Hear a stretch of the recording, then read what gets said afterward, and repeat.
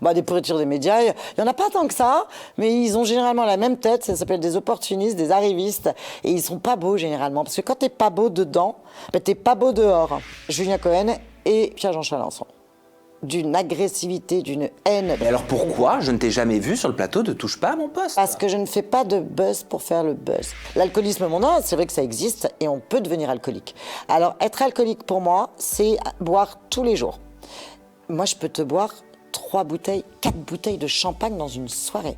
Et on a dû me voler, sans plaisanter, je dois avoir une quinzaine de sacs Hermès et une vingtaine de sacs Chanel, plus tous mes bijoux. 5.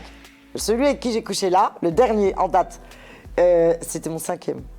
De toute ta vie? De toute ma vie. Et pourtant, si tu savais à quel âge j'ai commencé très jeune. T'as connu 5 pennies? Ouais. Ah! Ouais. Mais j'ai vu beaucoup plus de zizi.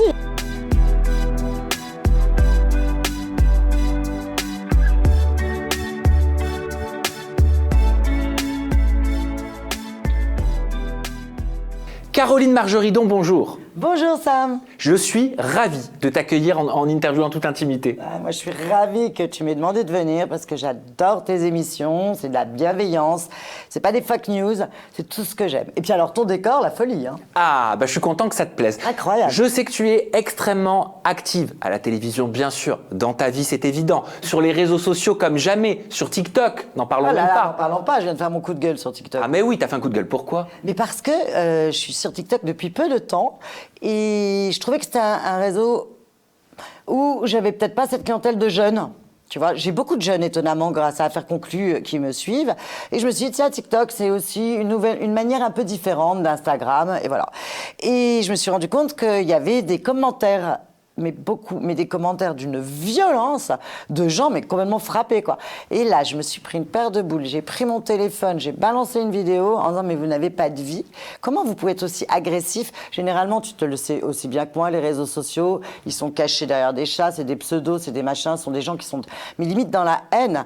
Et je les plains forcément. Donc, et là, j'ai dit, vous savez quoi, je crois que je vais désactiver. Ce que vous pouvez écrire, ce qui est bien dommage, parce que moi, j'aime bien que les gens s'expriment, mais y a pas, je vis pas au pays des bisounours, hein. On a le droit de m'attaquer, il n'y a aucun problème, mais que ce soit juste et pas stupide et haineux, surtout avec ce qui se passe en ce moment. Je trouve que les gens se trompent de combat. Alors, je ne sais pas de quoi tu veux qu'on parle. Eh ben, on va peut-être en parler, mais moi, je voulais te proposer une présentation à la TikTok. Allez. Justement, tu connais les POV, Point of View, Mais sur alors, TikTok? pas du tout, mon gars. Eh ben, je te fais découvrir. Ouais. Qu'est-ce que donnerait le POV qui est Caroline Margeridon sur TikTok? Écoute. Caroline Margeridon, femme d'affaires accomplie, antiquaire de renom, acheteuse incontournable de l'émission Affaires conclues sur France 2, personnalité haute en couleur, partenaire de shop de Christian Miette aux jambes incroyables dans Danse avec les stars. Est-ce que ça te va comme présentation? J'adore. On t'a oublié, chroniqueuse sur Europe, quand même 2 à 3 fois par semaine en direct. Et ça, moi, j'adore ça, le direct. Avec Sophie Davant, et bien sûr qu'on va en parler. Alors, Caroline Margeridon, tu es née un 29 septembre à Biarritz. Oui. Est-ce que tu te sens plus du sud-ouest ou plus parisienne dans ton cœur? Alors, c'est même pas je me sens plus du sud-ouest, je me sens foncièrement basque. Tu vois, c'est encore un autre état d'esprit. C'est-à-dire que les Basques, ils ont des têtes un peu de cochon. Moi, je dis une chocolatine, ça c'est évident. Et je trouve que les gens dans le sud-ouest, particulièrement au Pays Basque, sont des gens hauts en couleur, grande gueule. Finalement, quand tu me connais un peu, c'est un peu moi finalement. Donc je me sens alors que je suis juste née à Biarritz, c'est sur mon passeport et je le revendique, hein. Et malheureusement, on m'a monté tout de suite à Paris et j'ai fait toute ma vie à Paris et encore aujourd'hui.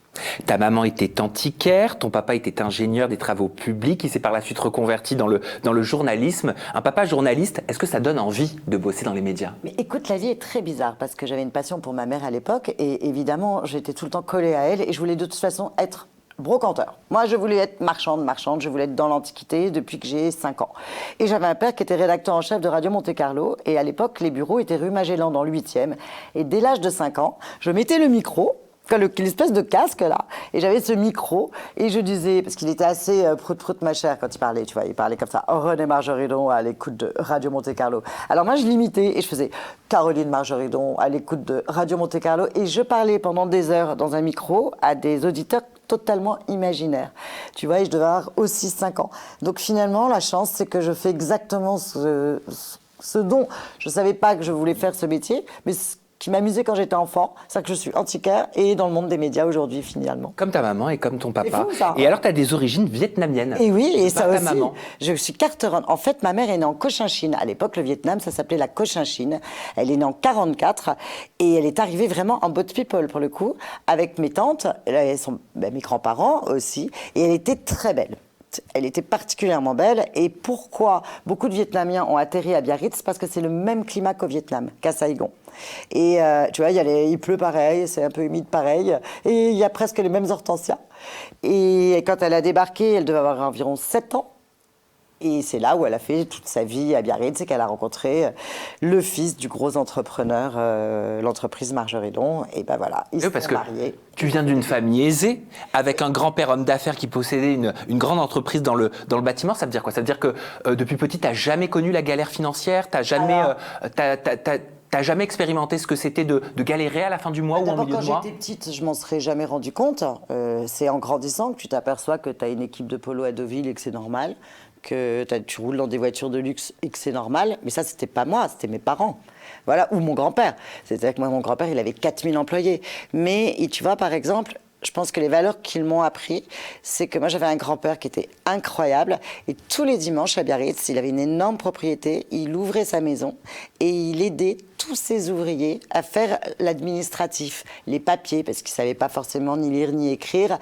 Et je crois que l'argent, c'est pas l'argent qui fait l'éducation. Et c'est pas l'éducation qui fait l'argent non plus. Donc tu vois, moi je suis un petit mélange de tout ça. Les Basques, on sait même pas d'où on vient.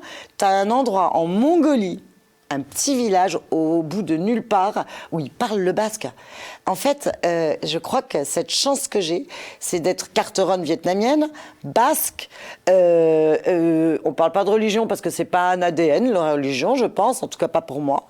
Mais c'est ça qui a fait peut-être que j'aime tant les gens aujourd'hui et qui me le rendent bien. Eh ben, on va en parler justement, je te le propose, parler de religion, parce que tu as dit à la base, chez les Margeridon, nous sommes une famille basque, comme tu nous l'expliques, catholique, pas du tout pratiquante, mais depuis que je suis enfant, comme j'étais le vilain petit canard, j'allais dans des écoles privées où 90% de mes amis étaient juifs. Les Shabbats, les fêtes religieuses juives, c'est un univers dans lequel je suis né. Et tu connais toute ma vie, chérie. J'adorais les parents de mes copains, j'ai donc pratiqué étonnamment une religion qui n'était pas la mienne en allant chez mes amis.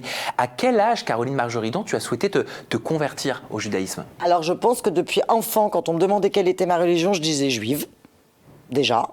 Et je pense que... En fait, c'est pas une question de... D'abord, moi, j'ai toujours été... Le papa de mes enfants était juif, quoi. Et juif, le pauvre, parce qu'il est toujours vivant. Moi, j'ai fait la circoncision de mon fils il y a 26 ans. Donc, tu vois, pour moi, je sais même pas pourquoi je me suis convertie. Pourtant, c'est très dur de se faire convertir. Moi, j'ai pas fait la vérité. Si je mens, je te donne un billet. Hein. Oui, ça a duré 3 ans. Non, ça a duré 8 ans, normalement, une conversion. Sauf que la mienne... moi, je fais tout en stage accéléré parce que j'ai pas le temps. Mais j'en ai vraiment bavé. J'ai appris à lire et à écrire l'hébreu en un mois, alors que je travaille tous les jours, donc c'était pas évident. Oui, l'étude du Mais Talmud quand Torah. tu veux quelque chose, c'est très simple en fait. Et pour moi, quand j'ai demandé à me faire convertir, je leur ai dit à la fin, parce que c'est quand même, tu as 5 rabbins qui t'interviewent et qui te demandent pourquoi. Et à la fin, je leur ai dit, je sais même pas pourquoi je vous demande, parce que moi je sais que je suis juive, donc je sais même pas pourquoi j'ai besoin de me convertir. Et même eux ont dit, même nous, on a des doutes, tu vois. Donc, c'était dans moi. Donc, c'était une conversion pour l'amour d'une religion et non pas pour l'amour d'un homme. Ah bah, jamais de la vie, t'es fou. Peut-être pour l'amour de mon fils, mais mon fils était déjà juif pour le coup, donc pas pour l'amour d'un homme, absolument pas. Dans la religion juive, la religion vient de la maman. Absolument. Donc, pour que les enfants soient juifs, il faut que la maman le soit. Voilà. Est-ce que toi, on t'a déjà envoyé en pleine figure que tu n'étais pas juive de naissance? Est-ce qu'on t'a déjà fait sentir que la conversion ne te donnait pas ce statut à 100% de femme juive? Déjà, à la base, quand tu as une vraie conversion, c'est-à-dire vraiment quelque chose, c'est très dur, hein, c'est vraiment dur. On te demande de ne plus dire que tu es convertie. Tu es juive. Donc moi, je le dis parce que moi, je dis la vérité, je dis tout. Et aussi, c'est étonnant, ce sont les antisémites qui te le balancent dans la gueule. Que t'es convertie? Ouais.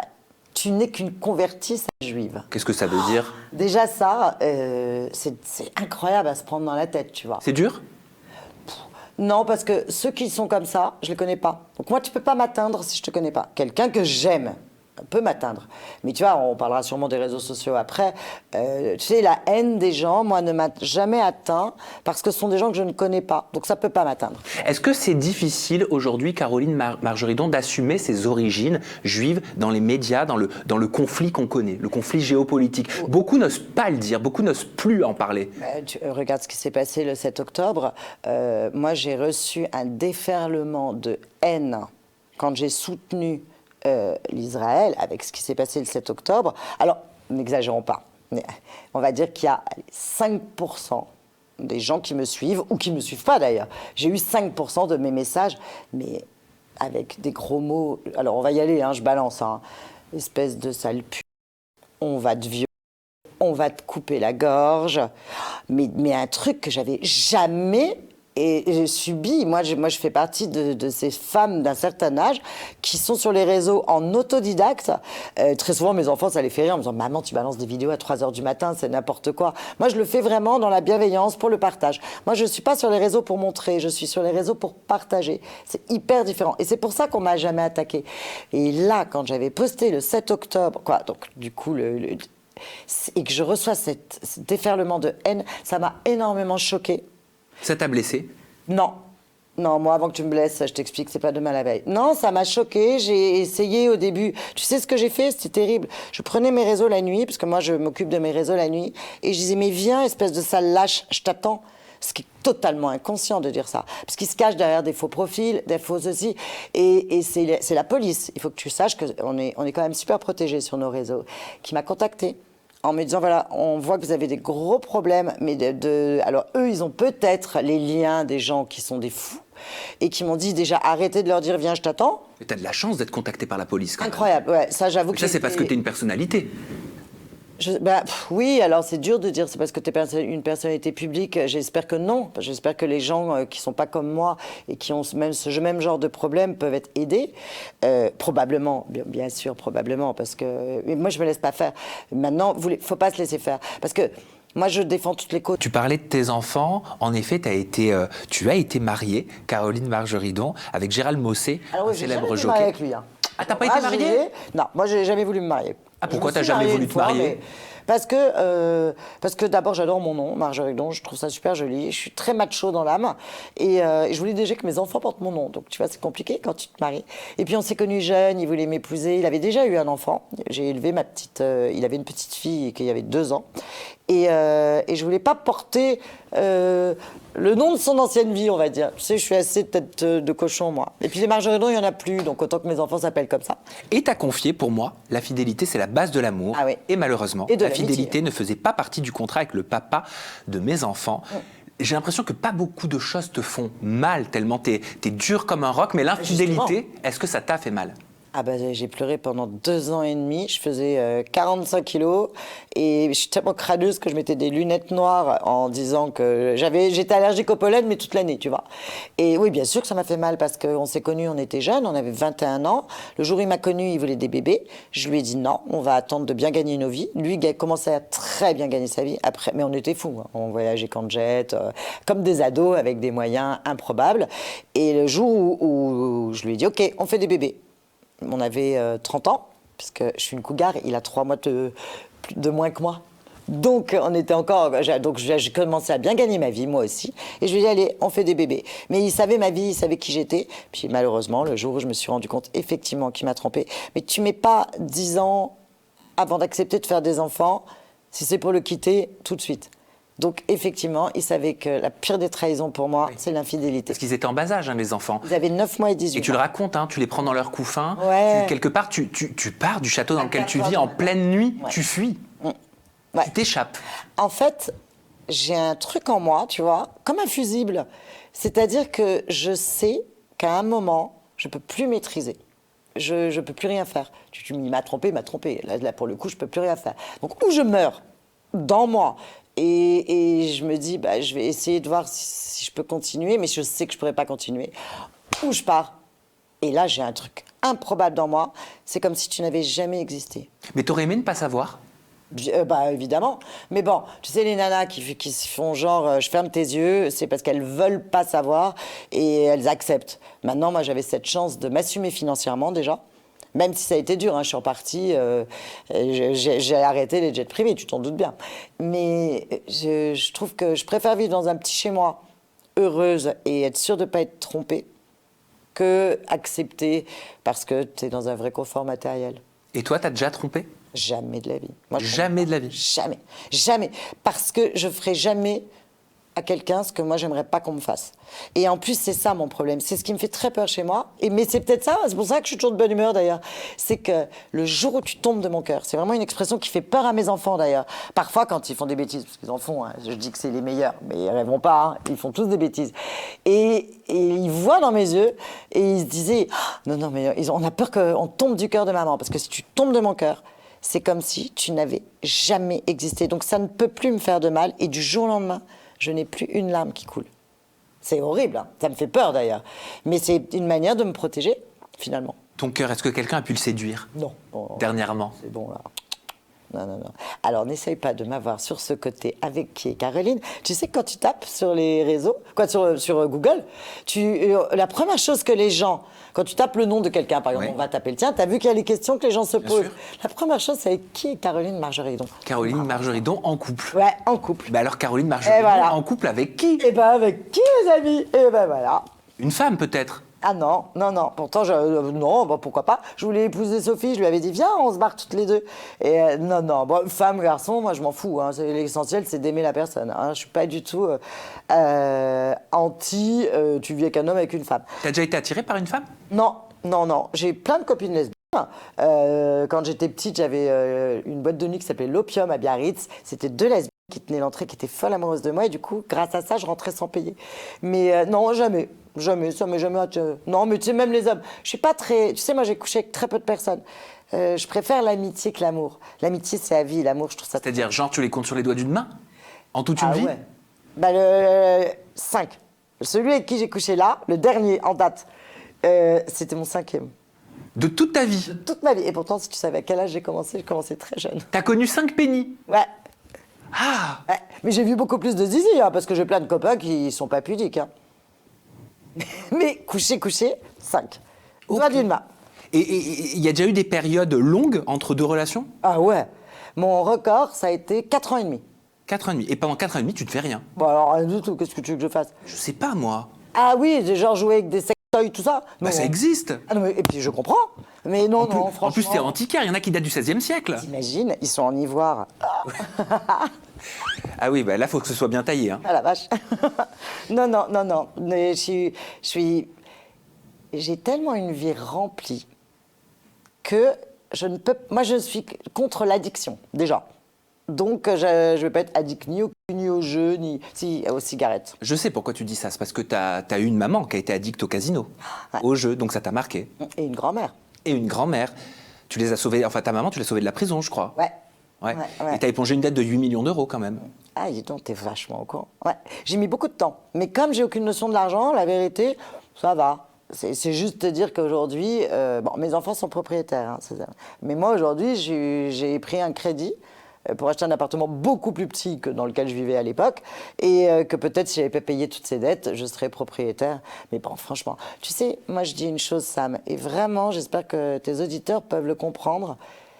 À un moment, tu peux pas manger plus de 3 fois par jour et dormir dans 2 lits en même temps. Relativise ta vie, on n'est pas malade. Oui. La seule chose qu'on puisse pas gérer, c'est la maladie. Bien sûr. Tout le reste, franchement, ça va. Mais tu peux avoir 8 Birkin et 3 Lamborghini. Oui, ben regarde, on m'a cambriolé, on m'a violé tous mes Birkin, et ben j'en suis pas morte. Hein. L'essentiel, c'est que mes enfants n'étaient pas là quand on a été cambriolés, ni moi. Hein. Ah bah bien sûr, c'est du matériel, mais on t'a volé combien de Birkin? Ah la vache. Mais écoute, mon premier, je l'ai acheté, je devais avoir 15 ans, voire peut-être 14. Ça coûtait déjà 10 000 euros à l'époque, Ah le ouais, sac? ça coûtait, c'était, tu imagines, là même, tu mets euros et tu mets francs. Et ils m'ont volé tous mes bijoux et tous mes sacs à main. Et c'était ce qu'on appelle, moi, tu sais, j'ai un métier où il me faut du cash. Donc, ça veut dire que quand je veux acheter un meuble ou un objet, bah, parfois, je n'ai pas forcément l'argent. Donc, qu'est-ce qui se vend le mieux? C'est pour ça que c'est ce qui est volé le plus. Les montres, les bijoux et les sacs à main. Donc, moi, c'était un peu ma retraite. Sauf que je ne pensais pas qu'un jour, des gens viendraient en pleine journée me cambrioler.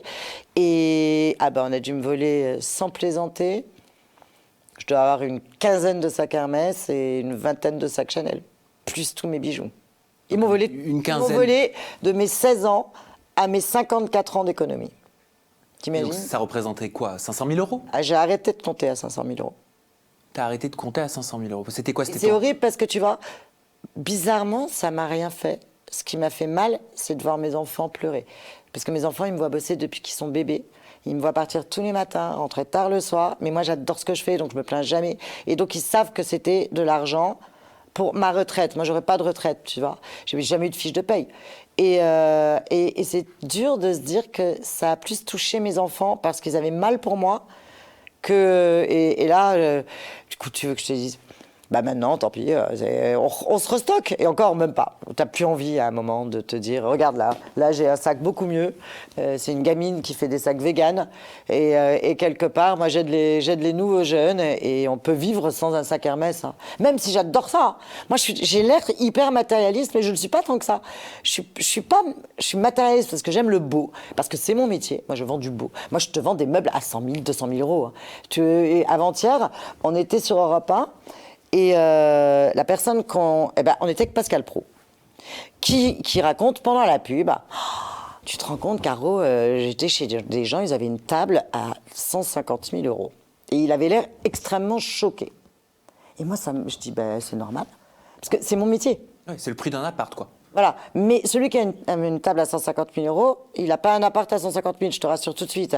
Et moi, ça ne me choque pas. Mais tu as des gens qui sont choqués pour une montre à 10 000 ou pour une montre à 500 euros. Ou pareil, tout est relatif en fonction de la vie que tu mènes. Moi, c'est pas parce que je vends des meubles à 100 000, 200 000 euros par exemple, que chez moi, j'ai une table basse à 100 000 euros. Et alors, est-ce que ça, c'est relatif, tu vois? Parce que sur le site, je sais pas si tu connais le site Business Community. Non. Il te référence. Ah bon? Soi-disant ta fortune. Alors là, ça m'a toujours fait marrer. Vas-y, j'ai combien? Ah, j'adore. Alors, en fortune perso, le site Business Community estime que tu aurais une fortune de plus de 6 millions d'euros. J'adorerais. C'est vrai? Tu me donneras le site? Bien sûr, je te donnerai le lien. Elles viennent d'où? Et concernant affaires conclues pour les participations, donc c'est noté comme ça, participation aux émissions télé, il y a écrit que tu gagnerais entre 5 à 7 000 euros par mois pour affaires conclues sur France 2.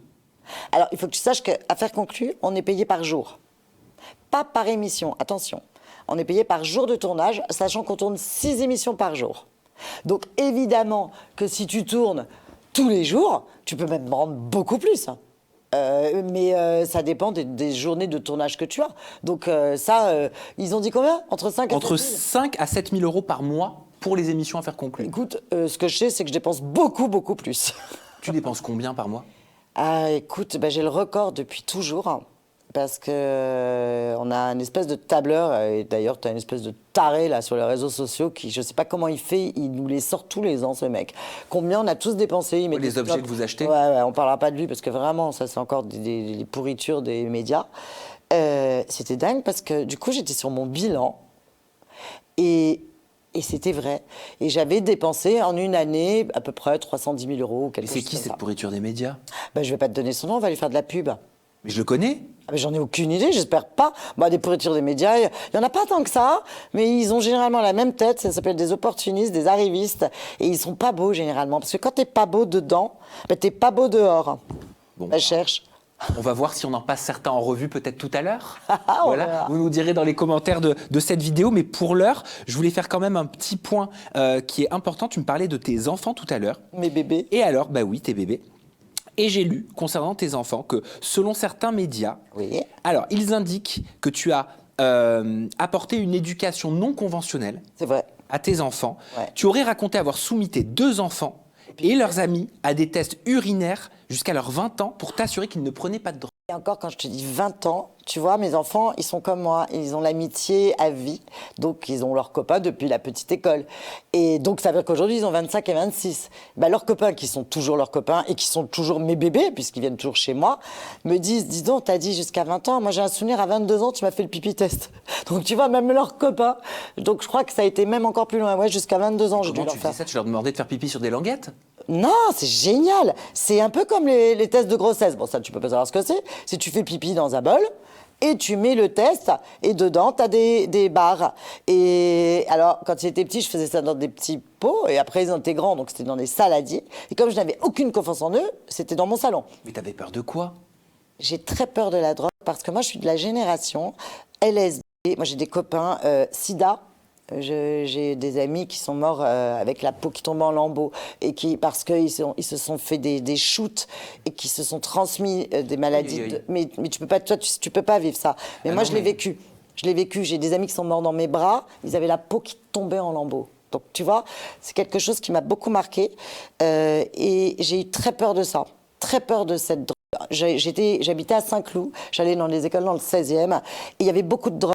Et je savais que ça, un jour, quand j'aurai des enfants, ça les atteindra.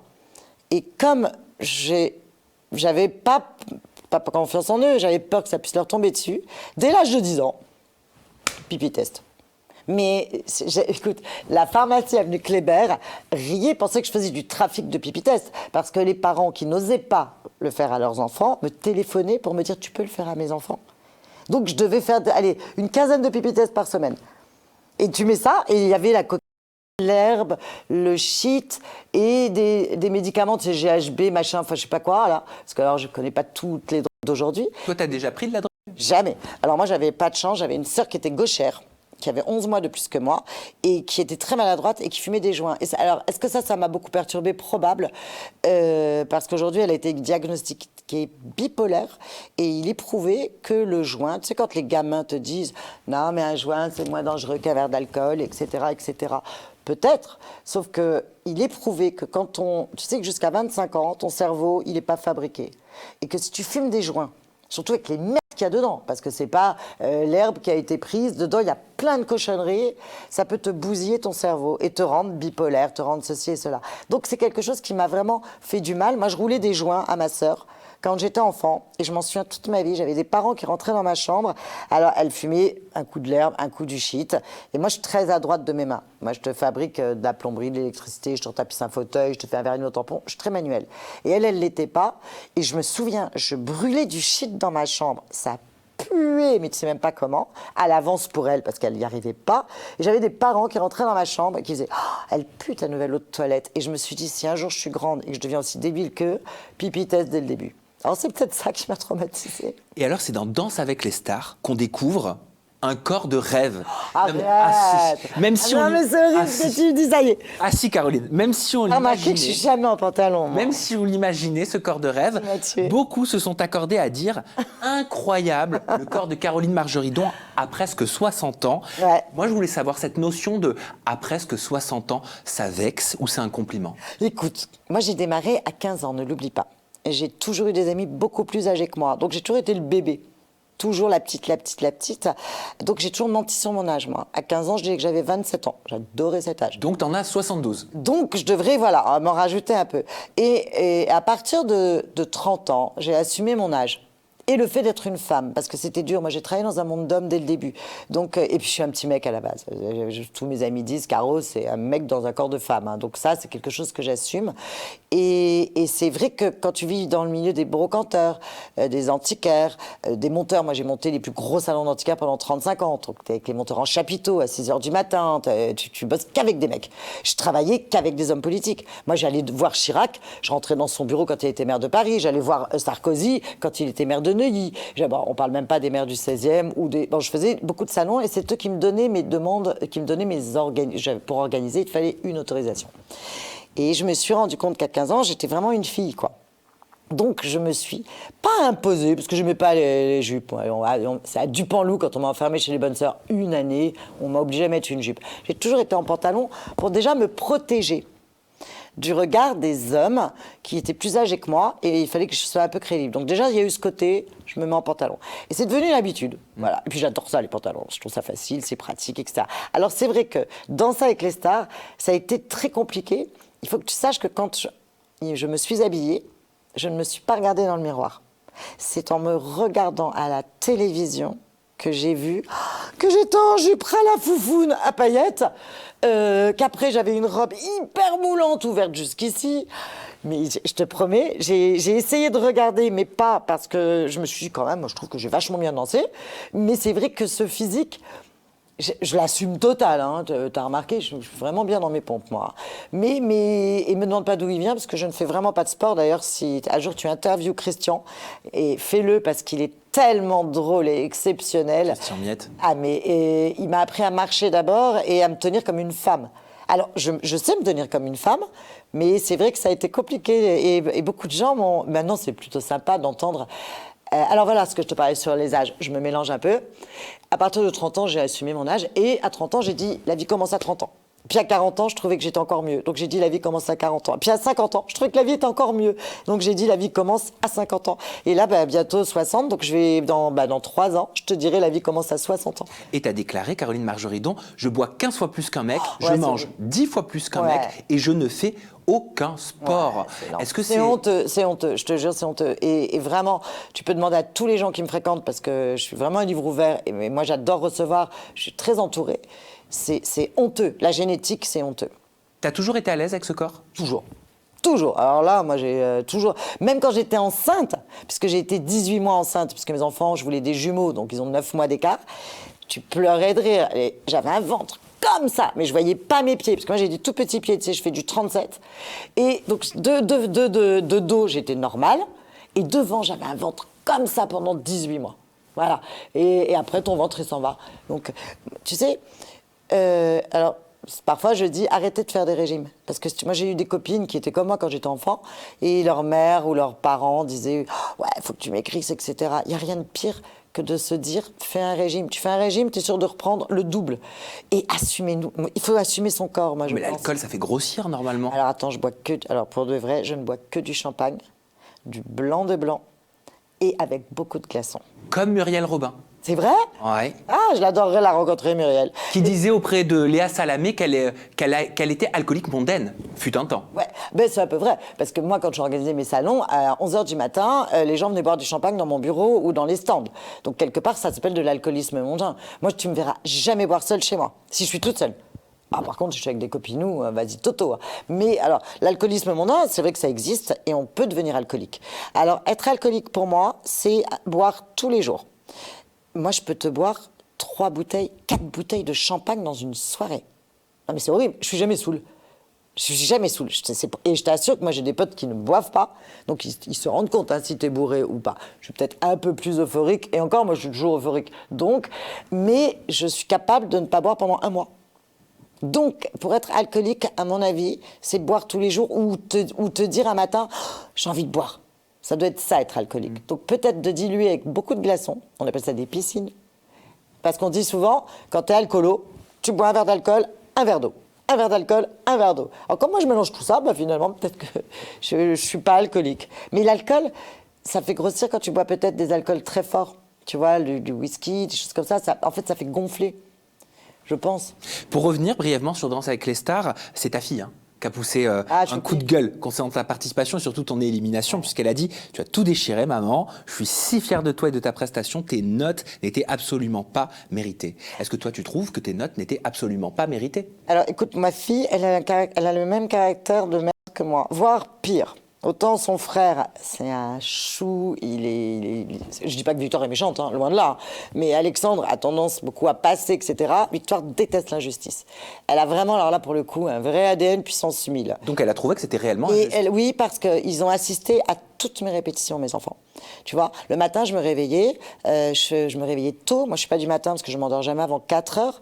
Et ils me voyaient faire 6 heures de répète, 7 heures. Après, je partais sur Europe 1 parce que je suis en direct. Les mardis, je tournais mes 6 émissions pour Affaires conclues parce qu'il fallait que je sois à l'antenne quand même tous les jours. Je bossais les week-ends Opus parce qu'on a des boutiques Opus. Donc, j'arrivais à bosser la nuit. Ils m'ont vu évoluer, même avec Christian qui riait en me disant « il faut que je te reprenne déjà à marcher ». Et c'est vrai qu'elle a trouvé ça totalement injustifié. Et même dans les réseaux sociaux, les gens n'ont pas compris. Alors ça a été compliqué parce que les gens n'ont pas pu voter. J'ai fait partie du début où c'est pas les téléspectateurs qui votaient. Donc déjà, ils ont trouvé que les règles n'étaient pas pour tout le monde. Ce que je peux comprendre. C'est vrai que quelque part, parce que je suis sûre que si les gens avaient voté, moi je suis la maman Caninou de l'émission, j'y serai encore. Bon maintenant, je me suis pété une côte, je me suis fait mal au genou, c'était hyper physique, c'est vraiment physique. Mais j'en doute pas. C'était hyper physique et c'était aussi hyper clash. Et je sais que ça te saoule que les médias te posent la question sur le clash Inès Reg et Natacha Saint-Pierre, parce que tu estimes que c'est... Bah oui, que c'est insupportable. C'est ce que je dis tout le temps, mais regardez ce qui se passe dans le monde. Du jour au lendemain, il n'y a plus de guerre, il n'y a plus d'enfants qui meurent de faim, hein. Il y a plus de problème dans le monde. Ouais, mais elles il y a ont pas- ce petit problème. Bien sûr, mais elles n'ont pas transformé, peut-être malgré elles, Danse avec les stars en télé-réalité. Quel dommage. Quel dommage, parce que tu vois, moi, les producteurs de Danse avec les stars m'ont dit, le premier jour où on est arrivé, c'est incroyable. Moi, je suis très fédératrice. J'aime vraiment les gens. Et j'ai mis tout le monde en câlin. J'allais dans les loges, et ils m'ont dit, on n'avait jamais vu en 13 saisons autant d'amour et de solidarité entre les 18 participants. 2 jours après, parce que moi j'étais présente quand ça s'est passé, hein, paf, t'as ce clash et tout est parti en cacahuète. Mais alors, qui est fautive? C'est quoi le fin mot de Tu l'histoire? te doutes bien que je vais pas te le dire parce que je veux pas rentrer dans cette polémique. Moi, je sais qui est fautive. Je le sais. Parce que j'y ai assisté. Parce que j'ai vu. Parce que... Est-ce qu'il y en a une qui a été plus agressive que l'autre? Évidemment. Est-ce que c'est Évidemment. Inès? Mais tu le sauras pas. Est-ce que c'est Natacha? Mon bébé, tu te dis bien que tu ne sauras pas. Je te le dirai pas parce que je veux pas faire de polémiques qui vraiment sont lamentables. C'est lamentable. Donc, moi, tout ce que je peux te dire, c'est que pour le coup, j'étais très malheureuse de quitter Danse avec les stars. Et j'avoue que j'ai quand même fait un tango, un quick step. C'était très physique. Il fallait faire des pas. Moi, j'ai eu les danses les plus dures dès le début. Hein. Si j'avais eu les danses où elles se font tirer, les danses modernes, ah, mais c'est de la rigolade. Hein. Je te fais tirer et tout. T'as pas besoin d'apprendre tous ces pas. J'y serai encore. Et finalement, tu vois, avec ce qui s'est passé dans Danse avec les stars, cette polémique pourrie, je suis contente de plus y être. Tu vois, on va se retrouver tous, par contre, le 26, en direct. Tout, c'est dans notre contrat. Tous les 18 participants sont obligés d'être présents sur le prime du 26. Obligé, même s'il y a un abandon de l'une d'elles. Obligés, c'est dans notre contrat. Et c'est là où, là, je te donne un petit scoop. En fonction de qui va gagner, on va voir qui viendra ou pas. À bon entendeur. Donc toi, tu penses que l'une des deux ne viendra pas? Que Natacha ou Inès ne viendra pas? J'espère qu'elles viendront toutes les deux. Mais vu ce qui se passe, vu ce que je ressens en tout cas, en fonction de qui va gagner, on verra, Et celle qui vient pas, c'est celle qui a tort? je pense. Les absents, toujours tort? Toujours. Toujours? Non, c'est pas vrai. Les absents n'ont pas toujours tort, mais souvent en tout cas. On va parler d'affaires conclues dans quelques instants. Ah, ça, mais ça juste fait dans un mieux. premier temps, vu que tu étais sur TF1 récemment. Oui, Alors, moi j'étais sur M6, sur TF1. Oui, moi, je suis un couteau suisse, tu sais. Ah oui, je sais- suis la Suisse d'ailleurs. Je sais bien. Mais ce que je sais aussi, c'est que souvent, quand on voit une personnalité d'une autre chaîne nationale forte aller sur TF1, comme par magie, quelques mois après, cette personnalité devient, Un produit TF1. je dirais pas un produit, mais en tout cas un visage. Un visage TF1. Bah, disons Un que visage c'est rigolo. TF1. Est-ce que ça peut être le cas pour toi? C'est rigolo de prendre les quais quand je vais sur Europe 1 et de voir ma tête en 6 mètres de haut. Parce qu'on est sur la tour en immense sur TF1. Et alors que je suis tous les jours sur France 2. Et oui. C'est rigolo quand même. Et oui, c'est ce qu'on dit. Mais est-ce que tu pourrais quitter Affaires conclues, France 2, pour donc le service public, pour une chaîne privée, Moi, je suis telle que pas- TF1, la première chaîne européenne? Oui, mais moi, je ne suis pas quelqu'un du service public. Je suis libre. Tu sais, c'est tatoué sur mon poignet et c'est le titre de mon livre. C'est-à-dire que moi, j'appartiens qu'à mes enfants, Sam. Voilà, c'est clair. Donc, je travaille pour la Warner. Et la Warner vend son émission à France Télévisions. Tu comprends? C'est pour ça que j'ai pu faire Les Traîtres sur M6, que j'ai pu faire Dals, que je vais faire bientôt pour France Télévisions un gros prime dont je ne peux pas te parler, mais je te promets que tu en auras l'exclusivité, que je vais refaire pour la 5e année Fort Boyard, qui est sur France Télévisions, que je fais, ben là, on va avoir notre prime du 17 qui va passer sur France 3, parce que c'est le duel des régions. Affaires conclues. Mais tu t'ennuies pas après toutes ces années sur Affaires conclues?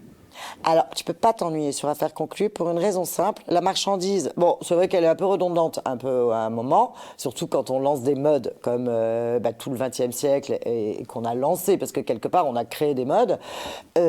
Non, je m'ennuie pas parce que tous les gens qu'on reçoit, ils sont tous différents à chaque fois.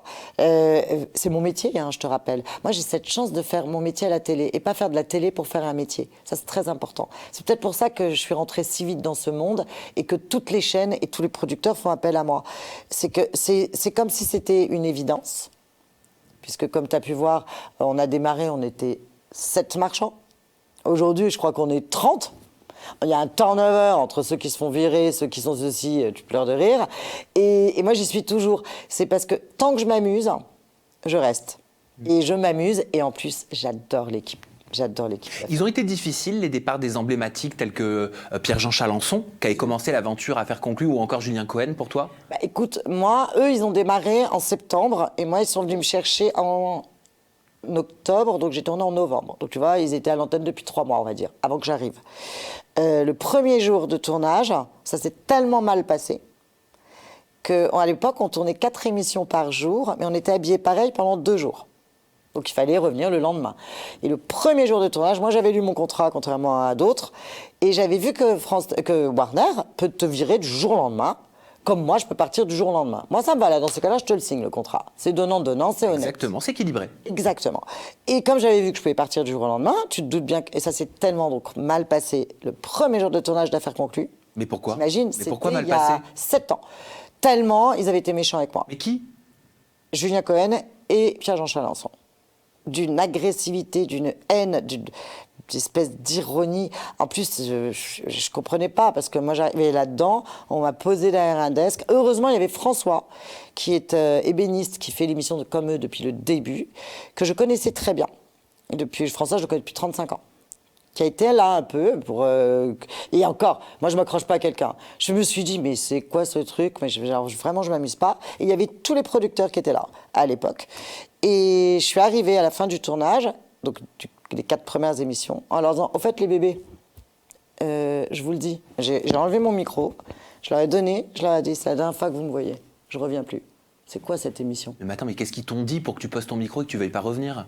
Ils ont été, tu sais quoi, regarde, ils ont arrogants, pas sympas. Ça m'a pas plu. C'était pas le truc qui me plaisait. Après, évidemment, Chalençon a tout fait pour qu'on soit amis en faisant croire que nous on était amis depuis 35 ans. Moi, je pensais que vous étiez amis avec Chalençon. Non. Pierre-Jean, il m'a fait croire, parce que je l'ai cru, qu'il me connaissait depuis 35 ans chez Chantal Goya et Jean-Jacques Debout. Parce que, soi-disant, il les connaissait. Et moi, effectivement, je les connais depuis que je suis née, parce que ma mère avait une boutique à Honfleur, ils avaient un château à côté. Et depuis l'âge de 4-5 ans, j'allais dans le château de Chantal et Jean-Jacques, et ce sont des amis que j'ai encore aujourd'hui. Moi. Et il m'avait dit, quand il a vu que j'étais revenue, parce que la production m'a dit, non, mais tu peux pas, reviens au moins demain, parce que tu nous bousilles 2 jours d'émission, ce que je comprends très bien. Donc je leur ai dit, ok les bébés, je reviens demain. Bah, alors j'y suis allée, alors là, la fleur au bout du fusil. Hein. Je suis arrivée, j'ai embrassé les ingé-sons, les cadreurs. J'étais vraiment dans mon élément. Et j'y suis allée en me disant, ce sera mon dernier jour d'émission. J'aurais fait 2 tournages, 2 jours d'émission d'affaires conclues. Et c'est là où, je sais pas ce qui s'est passé, est-ce qu'ils se sont fait tirer les bretelles par la prod ou quoi, aucune idée. Le lendemain, des amours. Et c'est là où Pierre-Jean m'a dit, mais tu ne te souviens pas, darling, on se connaissait, on allait chez mes amis Chantal et Jean-Jacques Debout, etc. Donc moi, je l'ai cru. Parce que là, dernièrement, sur le plateau de Touche pas à mon poste, aux côtés de Cyril Hanouna, Pierre-Jean Chalençon a réagi à ta participation, notamment à Danse avec les stars, et il a dit... Quelle tristesse. Moi, je le plains. Tu veux que je te dise? C'est pathétique. Moi, c'est marrant, je m'aperçois que ceux qui ne font plus partie de notre émission nous crachent dessus. Crache sur notre émission. Pierre-Jean qui dit sur les réseaux, elle est tellement refaite. Elle a ramassé, voilà ce qu'il a dit à Cyril en parlant de toi. Non mais c'est horrible quand il pense. Mais déjà, alors tu vois, ça c'est le propre des hommes de critiquer le physique des femmes. Déjà, elle a ramassé. Mais d'abord moi j'ai jamais menti sur mon âge. En plus, c'est tellement facile. C'est comme quand il a balancé, Julia, elle ferait mieux d'aller faire un stage chez Weight Watcher. Mais il s'est vu. Moi, tiens, tu veux un scoop? La Warner, un jour, nous envoie un mail en disant le HMC. Tu sais ce que c'est que le HMC? Alors, HMC, c'est là, ça s'appelle c'est là où les femmes te maquillent et les hommes te maquillent et te coiffent. D'accord? On a une pièce dédiée à nous pour se faire maquiller, parce que t'en as qui ne savent pas se maquiller pour passer à l'antenne. Et on avait reçu un mail en disant, ce serait bien... Alors, le HMC ne veut plus maquiller ni coiffer certaines personnes de l'équipe qui ne se lavent pas. Donc je te dis pas qui c'était dans le... Moi j'envoie un smiley pété en disant non mais vous plaisantez, attends on en parle, de qui vous parlez? Bah réfléchis qui c'était. Donc tu vois tous ces gens... Tu penses à Pierre-Jean vu que je te parle de Pierre-Jean. Je te dis juste que... en tout cas j'ai eu la réponse, ça c'est certain. Et moi ce qui me gêne, c'est qu'aujourd'hui, tous ceux qui font plus partie de cette émission crachent sur l'émission. Voilà, il crache sur l'émission, mais d'où tu mords la main qui t'a donné à manger? Mais comment tu l'as pris là, quand aux côtés de Cyril Hanouna, il dit c'est mon ennemi juré, c'est une femme que j'ai beaucoup aidée, mais je ne la supporte plus. Il m'a aidé dans quoi? Je le connaissais pas. Qui la supporte? C'était une pièce rapportée. Caroline Margeridon ne fait partie d'aucun succès, c'est plutôt des déroutes. Elle ne sert à rien. Je sais, il a dit Danse avec les stars, où sont les stars? C'est moi la star. Qu'elle soit là ou pas, on s'en fout. De toute façon, les audiences sont à chier. Mais Voilà c'est ce qu'il pas a dit. vrai, on cartonne, on fait 20% de part de marché, on fait que de cartonner. L'été, évidemment, comme tous les médias, et ça tu le sais, en tout cas télévisuel, bah, les gens sortent plus, donc, et tous les étés, et surtout que là il va y avoir les JO, le tennis, le vélo, donc évidemment on n'est plus à l'antenne, donc chaque fois on descend un peu, mais on ne fait qu'augmenter. C'est une émission improbable, on vient de signer la saison 8, t'imagines, ça fait 8 ans. Moi je m'en remets pas que le temps passe si vite, on ne fait que monter. Donc comment tu peux dire que notre émission se casse la figure, on ne fait que monter, on n'est que dans la bienveillance et critiquer tout le temps en permanence. Tu sais, Pierre-Jean, moi, franchement, j'ai mal pour lui parce que je ne le connaissais pas. Je l'ai connu grâce à Affaires conclues. J'ai aimé cette personne parce qu'il est quand même assez atypique, assez drôle, assez farfelu. Maintenant, il a cette espèce de... En fait, c'est quand tu n'es plus rien, tu sais plus quoi faire pour faire le buzz. Voilà. Et tous ceux qui ont été virés d'Affaires conclues, je dis bien virés, essayent d'aller dans les émissions de Cyril ou dans les émissions de le truc là pourri là. Pour moi, c'est de la... Quelle émission? Quelle autre? Oui. L'émission du McDonald's là. Mais c'est qui McDonald's? Bon, tu veux que je te le balance, l'émission de ça. Pour moi, c'est pas des émissions, c'est pas des journalistes, c'est des gens qui font le buzz pour faire le buzz. C'est comme les magazines.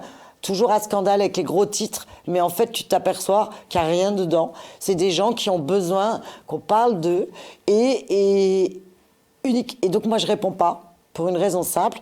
Je ne vais pas leur donner de l'eau à leur moulin. Mais oui, mais je t'ai jamais vu sur TPMP. Mais non. Mais pourquoi tu veux que j'aille sur TPMP? Mais parce que- J'adore Cyril Hanouna. Hein. Mais parce que connaissant Cyril, c'est certain que ses équipes t'ont contacté pour répondre à Pierre-Jean. Mais Cyril, il me contacte tout le temps.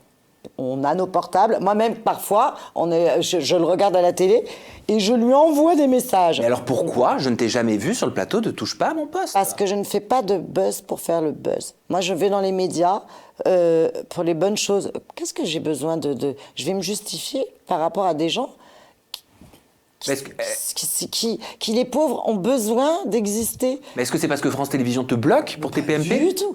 Jamais de la vie. Mais moi, on me bloque de rien, moi. Écoute-moi. D'ailleurs, ça tombe bien que tu me poses cette question. On ne m'a jamais rien interdit. Depuis que j'ai 5 ans. Tu vois? Donc, c'est pas aujourd'hui qu'on va m'interdire d'aller chez Pierre, Paul ou Jacques.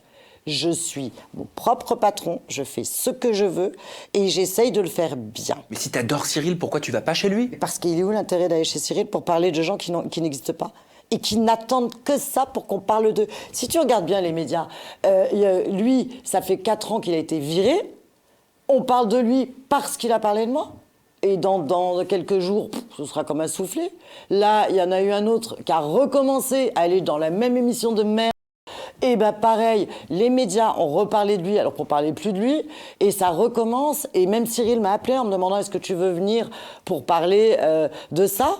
Ben non, les amis. Alors, j'aimerais te montrer un extrait vidéo d'une interview que j'avais fait, je crois, je sais plus s'il y a 2 ou 3 ans, avec Pierre-Jean Chalençon. Oh là là. Voilà, il me parlait de toi, parce que moi, j'étais tombé sur une de tes citations dans laquelle tu disais qu'il avait tenu des propos diffamatoires auprès d'amis intimes en commun. Donc je lui demandais, je voulais savoir... Tu sais qui c'était? C'était son nouvel ami qui fait les émissions de merde, là. C'est dingue. Parce qu'en fait, Oui, mais les gens méchants retournent toujours entre eux. Alors, justement, parce que je comprenais rien. Ah bah vas-y. T'amuserais à l'insulter. Elle parle de propos diffamatoires auprès d'amis intimes, allant jusqu'à la C'était toi qui traiter. avais fait on va cette être cru, émission? hein. Oui, c'est Je ce qu'elle a l'avais dit, vu. hein, de salope, de pute. Tout en continuant de clamer son affection pour elle dans son dos. Et elle ne comprendrait pas, en gros, cette... De toute façon, le pauvre, il dit tout et son contraire, Pierre-Jean. Un coup, il t'aime pas, il te crache dessus. Et dans la même émission, il te crache dessus. Et après, il te dit, par contre, Caroline, si tu m'écoutes, hein, j'aimerais bien te revoir. Voilà, elle a été très mal conseillée. Conseillé par qui? Elle a des gens autour d'elle qui sont pas très clean. Ben, il parlait de... partir de là, moi j'aime bien Caro, ça fait 30 ans qu'on se connaît. Ah, il parlait de lui? Ouais. Ce que je comprends, Ok, et pourquoi il dit ça? C'est ça que j'ai pas compris. Pourquoi il Parce dit qu'à elle a été cette très époque- mal entourée, il y a quelqu'un qui lui a monté la tête, Bah, c'était- comme s'il expliquait votre brouille, Bah, voilà. comme si quelqu'un d'autre était Voilà. responsable. Alors je t'explique, comme ça tu vas le savoir. Il parlait d'un garçon qui se dit appelé et qui était devant ma porte à pleurer tous les jours parce que ils étaient très amis au début. Et un jour, je suis à Saint-Tropez, d'accord, à aller à la fête de mon ami Marcel Campion. où j'y vais tous les ans, qui était l'équivalent des soirées blanches d'Eddie Barclay, mais t'étais pas né à cette époque. La route Paris. Et donc j'arrive à la soirée parce que j'y vais tous les ans et que c'est un de mes amis, et je vois en larmes devant, qui peut pas rentrer, et qui me dit, tu sais pas ce qui vient de se passer, il pleure et il pleure, cette pourriture de Chalençon, je devais aller avec lui, il s'est fait inviter à la soirée, il a trouvé des gens dans la rue, et il a dit, bah tiens, toi tu restes, et il était avec son oncle, abandonné devant l'entrée, il pouvait pas rentrer dans la soirée, c'était visiblement un truc super important pour lui. Et comme moi, c'est un de mes amis, comment il s'appelle ? Ben Marcel Campion, c'est un de mes amis depuis que j'ai 15 ans. Tu te doutes bien que moi, je rentre avec qui je veux. Donc, j'ai demandé, écoutez les pauvres, est-ce qu'ils peuvent venir ? Et là, il a pleuré dans mes bras toute la soirée, en me disant cette pourriture, etc. Et t'avais Pierre-Jean dans une... Mais déjà, à l'époque, il n'était plus dans notre émission, attention. Hein. Il a été viré du jour au lendemain, pour ses propos avec... comment il s'appelle ? Dieudonné ? Avec Dieudonné, pour cette espèce de... De toute façon, il fait le buzz pour faire le buzz, c'est horrible. Il n'est pas méchant, Pierre-Jean, sans déconner. Il est juste bête. Et moi, je pense que les gens bêtes sont des gens dangereux. C'est-à-dire que tu vas pas n'importe où pour faire le buzz et pour exister. Regarde le résultat. Et c'est ça qu'aurait créé ta discorde avec Pierre-Jean Chalençon. Et donc, ce dont parle Pierre-Jean sur cette vidéo, c'est du coup... Moi, à l'époque, je ne le voyais plus, Pierre-Jean, mais lui a fait un amalgame et a pensé que c'était ce mec qui m'avait remonté la tête. Alors déjà, avant que tu me remontes la tête, c'est pas demain, mais ce qui me fait rire, c'est qu'ils se sont crachés dessus pendant des années et aujourd'hui, ils sont devenus super copains. Tu sais, moi, je vais te dire un truc, les torchons avec les torchons, les serviettes avec les serviettes. Et ben, en parlant de il a reçu Julien Cohen dernièrement dans son émission sur C8. Il lui pose la question suivante. Vous savez pourquoi ça passait pas avec elle ? Bah ouais, moi j'ai jamais compris. Donc Caroline Margeridon. Ouais, et jamais compris. Julien Cohen répond peut-être qu'elle avait envie d'un peu trop exister face aux caméras. Et là, il raconte une anecdote. Il dit tout le monde disait il y a 3 stars dans l'émission. Julien Cohen, Pierre-Jean Chalençon. Et Caroline Margeridon. Et souvent, il le disait, on est les stars pour tenir dans la vie, mais qu'à la télé, dans la vie en général. C'est toi qui as dit ça ? Ils ne vont pas c'est croire moi qu'on est qui disais ça. Ah, ok. En fait, voilà, la presse a repris ce que Julien a fait dans ce média minable et a repris donc mes dires d'il y a quelques années où j'avais dit, parce que c'est vrai, que Pierre-Jean Chalençon disait en permanence il y a 3 stars dans l'émission. Enfin, 2, surtout. Moi, là je te parle comme si j'étais Pierre-Jean, et Julien. Et accessoirement, Caroline Margeridon. Et moi, j'avais dit, donc c'est mes propos, ça. Je dis, c'est parce qu'on est 3 couillons derrière un desk qu'on est des stars. Et donc, les propos, c'était moi qui les avais dit. Et j'ai dit, redescendez sur Terre, parce que vous verrez, la vie est très éphémère. Et si tu regardes, finalement, j'avais raison, puisqu'aujourd'hui, eux, ils sont plus là. Et pourtant, Julien dit peut-être qu'elle avait envie d'un peu trop exister face aux caméras. Pourquoi il explique ça comme ça ? C'est là où moi je me suis toujours dit, qu'est-ce que je lui ai fait à ce mec ? Parce que tu vois, au début de notre interview, je t'ai dit, ils étaient là avant moi, et le premier jour de tournage, ça s'est hyper mal passé, tellement ils avaient été agressifs avec moi, et moi j'avais dit, moi je suis pas là pour qu'on me crache dessus. Hein. Il s'est fait virer lui aussi, Julien Cohen ? Bah demande-lui. Parce que tu as dit, eux se sont fait virer, tout à l'heure. Hein. Bah demande-lui. Tu sais, je vais pas faire comme Danse avec les stars sur Affaires conclues. Le linge sale, ça se nettoie en famille. Mais je t'ai dit une chose, c'est que si tu pars la tête haute, t'as pas besoin d'aller cracher sur ceux qui t'ont donné à manger. Sophie, elle a pas craché. Eh ben voilà, parce que Sophie, elle est partie la tête haute. Elle est partie parce qu'elle le voulait. Exactement. C'est ce qu'elle dit. Et ce qui est totalement vrai. Et ça a été dur pour elle, parce que notre émission cartonnait, et que bravo, respect. Donc, mais voilà, donc je te le dis, réfléchis bien, et ça c'est ton métier, ça fait 9 ans maintenant que tu fais ça, j'imagine que tu interviews beaucoup de personnes qui font des médias, et tu t'apercevras que ceux qui sont méchants, agressifs, aigris, c'est ceux qui ont été virés. Et en parlant de Sophie, toi, tu lui conseillais quoi ? Elle te demandait des petits conseils en mode Macaro, je sais pas quoi faire, j'adore l'émission, j'ai envie de partir, j'ai envie de faire autre chose, mais... Sophie, tu vois, c'est vraiment une amie. Et c'est dingue parce que dès le début, je le savais. Ça a duré 6 mois avant que les gens le savent. Même je sais pas combien de temps l'a su nos producteurs. Et c'était très dur parce que Soso, c'est vraiment une femme que j'aime, qui est sensible, qui se protège. Alors parfois, les gens pensent qu'elle est un peu hautaine. Mais non, c'est qu'elle est hyper timide. Et c'est compliqué d'avoir une amie qui te demande, alors que ça fait 30 ans qu'elle est dans le monde de la télé, qu'est-ce que tu en penses? Mais quelle responsabilité! Ouais. Quelle responsabilité! Mais Sophie, si on s'aime tant que ça, c'est que j'ai toujours été improbable pour elle. Elle n'a jamais compris qui j'étais. Moi, je fais ce que je veux. Et quelle force, et quelle chance, mais quel luxe de faire ce qu'on veut. Sophie, elle a toujours été employée de France Télévisions. Tu peux pas faire ce que tu veux.